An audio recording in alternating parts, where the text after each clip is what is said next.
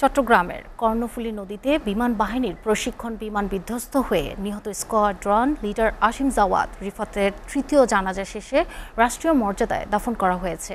বেলা 2:30টার দিকে মানিকগঞ্জের শহীদ মিরাজ তপন স্টেডিয়ামে তার শেষ জানাজা হয়। এতে হাজারো মানুষের ঢল নামে।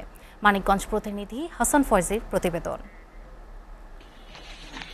নিহত বৈমানিক আসিম জাওয়াদের জানাজা শেষে মানিকগঞ্জ শহরের শাওতা কবরস্থানে বিমান বাহিনীর তত্ত্বাবধানে মরদেহ দাফন করা হয়।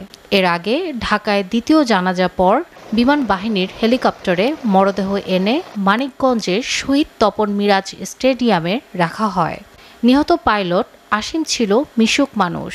পড়াশোনার পাশাপাশি খেলাধুলাতেও চ্যাম্পিয়ন ছিলেন তিনি। তার অকাল মৃত্যুতে শোকাহত এলাকাবাসী। বিভিন্ন টেলিভিশন পত্রিকাতে দেখে আসছি আসিম জাওয়ান স্যার উনি একজন অত্যন্ত মেধাবী লোক ছিল এবং অত্যন্ত একজন দক্ষ প্রশিক্ষণপ্রাপ্ত পাইলট ছিল। ছোটবেলা থেকে অনেক কিছু সবার সাথে মিশতে হচ্ছে, হাসি খুশি ছেলে ছিল।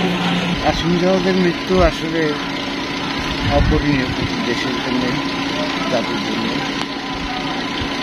সেখানবাসীর জন্য একজন গর্বের মানুষ ছিল। আমরা ছোটবেলা থেকে একসাথে বড় হয়েছি।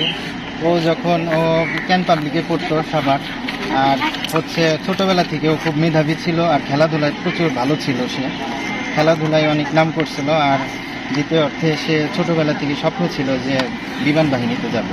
সন্তান হারিয়ে শোকে কাতর বাবা আমানুল্লাহ মরদেহ সামনে রেখে জানালেন, জীবনের ঝুঁকি জেনেও একমাত্র সন্তানকে বিমান বাহিনীতে পাঠিয়েছিলেন। ছোটবেলা থেকে ওর আম্মু এবং আমি মানুষ করেছি, চেষ্টা করেছি ওকে মানুষ করার জন্য। বিমান বাহিনীর সদস্য এবং আমাদের সরকার সমস্ত লোককে ধন্যবাদ জানায় যে পরিমাণ যে সম্মান দেখানো হয়েছে চিটাগাঙে। আজকে ঢাকায় সকালবেলা আমরা 8টার সময় চলে এসেছি।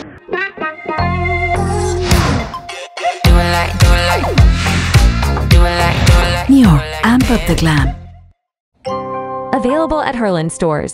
বৃহস্পতিবার চট্টগ্রাম নগরীর কর্ণফুলী নদীতে বিমান বাহিনীর প্রশিক্ষণ বিমান বিধ্বস্ত হয়ে নিহত হন বীর সৈনিক pilot Asim Jawad. STV news desk.